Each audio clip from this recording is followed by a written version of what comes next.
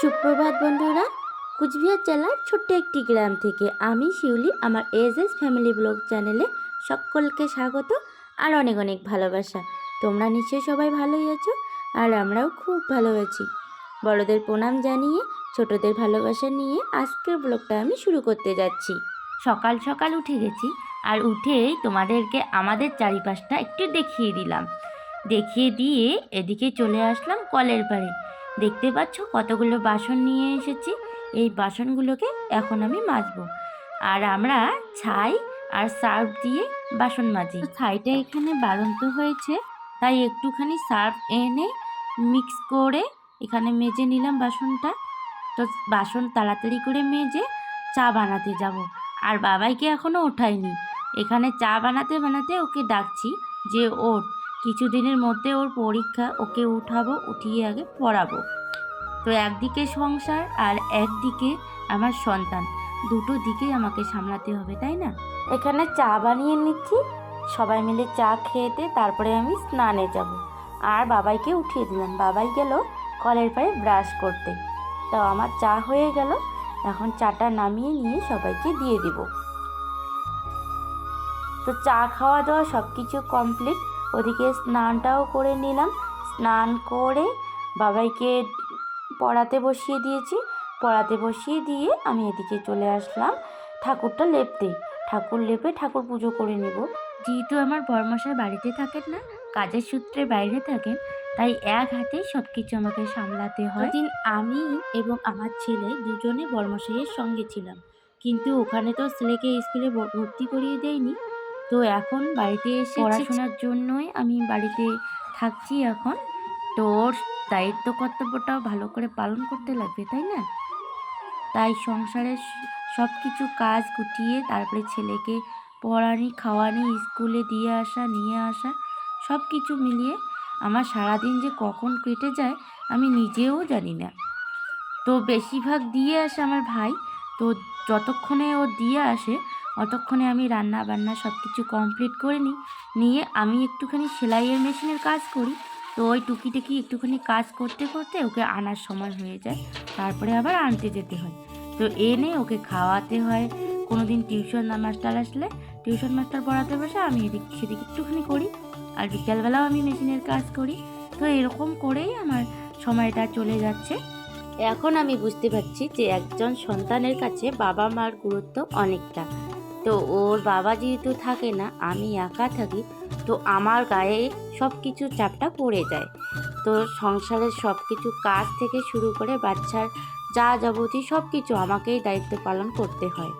তো এই যে আমি রান্না উঠিয়ে দিয়েছি, আর এদিকে আমার গাছে কয়েকটা সজনি হয়েছে, তাই শাশুড়ি মায়ের কাছ থেকে পেড়ে নিলাম, নিয়ে চলে আসলাম এদিকে। আর ঘরে অনেক রকমের সবজি আছে, কিন্তু এগুলো নাকি আজকে খাবে না। সকালবেলায় শ্বশুরমশাই বলে রেখেছে যে সজনাই ডাঁটা দিয়ে খিচুড়ির ডাল দিয়ে ডাল খাবে।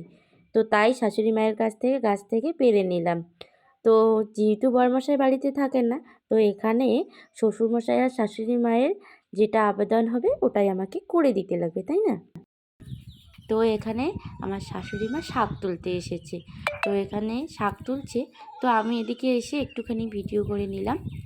আর এই যে দেখো পুকুরের জলগুলো শুকিয়েছিল, তো পাশের বাড়ি কাকুরা আর মোটর দিয়ে জল দিয়েছে, একটুখানি ভরেছে।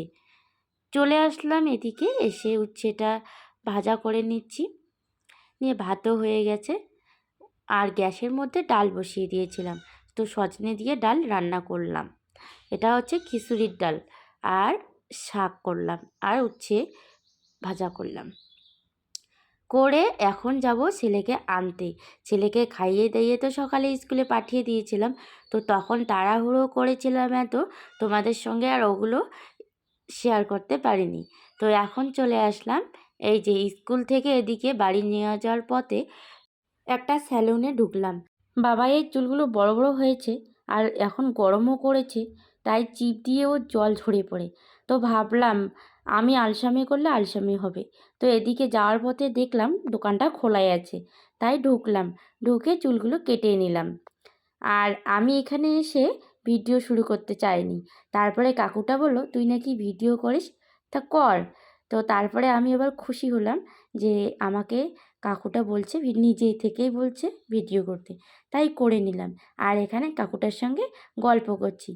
তো আমাকে বলছে, তুই তো কোনো কিছু খারাপ করছিস না, যেটা করছিস ভালোই করছিস, করতে থাক, একদিন করতে করতে সফল হবি। তো আমি আবার মনে মনে খুশি হলাম, তো না, কেউ আমাকে ভালো বলছে। যখন আর কি প্রথম প্রথম সবাই ভিডিও শুরু করে দিয়েছিল, তখন সবাই অনেক কথা শুনেছিল, কিন্তু এখন আর কেউ একটা বলে না। যেমন দেখোই না, আমি যখন প্রথমে বাইরে গেছিলাম, তখন আমার গ্রামের লোকেরা অনেক কিছু আমাকে বলেছিল, কিন্তু যখন টাকা রোজগার করে এনে বাড়িটা বানিয়েছি, তখন আর আমাকে কেউ বলেনি। তারপরে আমার দেখে আবার অনেক উৎসাহিত হয়েছে যে না, আমরাও গেলে ইনকাম করতে পারবো।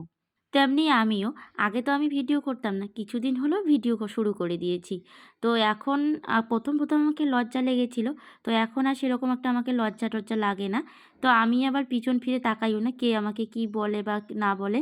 তো আমি আমারটা নিয়েই ব্যস্ত থাকি। প্রথমে তো আমি বুঝেইছিলাম, যখন আমি বাইরে গেছিলাম, তখন আমাকে সবাই বলেছিল যে আমি নাকি বাইরে গেলে খারাপ হব। দেখো, বাইরে বা বাড়িতে যার স্বভাব খারাপ, সে বাড়িতে থাকলেও তার স্বভাব খারাপ হয়ে যাবে। এই যে আমি এগুলো সব করছি, তো এগুলো আমার কিসের জন্য? আমার স্বামী, সন্তান, সংসার সবাইকে ভালোবেসেই তো এগুলো করছি, তাই না? থাক, এখন অনেক কথা হয়ে গেল। আজকে আর তোমাদের সঙ্গে সেই কথা সবগুলো শেষ করব না। পরে আবার অনেক কথা বলব। তো আমার চ্যানেলটার সঙ্গে জুড়ে থাকো। বাবাইয়ের চুল কাটা শেষের দিকে। তো চুল টুল কাটা শেষ হয়ে বাড়ি চলে এসেছিলাম বিকেলবেলা। তো এসে আর তোমাদের সঙ্গে ভিডিও করতে পারিনি। এখন ছেলেকে পড়াতে বসিয়ে দিয়েছি। এখন এই ব্লগটা শেষ করব। তো কেমন হয়েছে সবাই কমেন্টে জানাবে। ভালো লাগলে লাইক করবে, শেয়ার করবে, আর আমাদের পাশে থাকবে। আর এই যে দেখো, আমরা মশারি টাঙিয়েই পড়াশোনা করছি, কারণ আমাদের এদিকে যে মশা, আর আমাদের বাড়িটা একটুখানি বাঁশের তলায়, তো তাই জন্য সন্ধ্যাবেলায় ওই যে মশারি টাঙিয়ে দিই আর উপরে ফ্যান চালিয়ে দিই। ভিডিওর শেষে সবাইকে বলছি, সবাই সুস্থ থাকবেন, ভালো থাকবেন, আর সাবধানে থাকবেন। Good night.